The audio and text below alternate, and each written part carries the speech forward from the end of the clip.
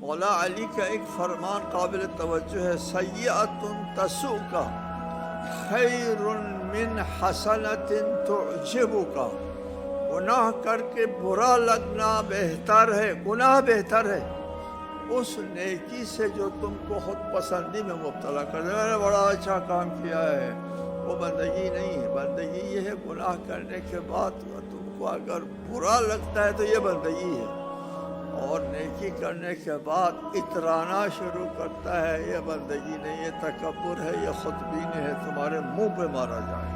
اور یہ پتہ نہیں کوئی عمل انسان انجام دیتا ہے تو اللہ تعالیٰ اس کو منہ پہ مارے گا یا قبول کرے گا۔ قبول کرنا بہت مشکل ہوتا ہے، اور عمل کرنا آسان، عمل کرنا آسان حدیث ہے، اور اس کو خالص للہ بنانا مشکل۔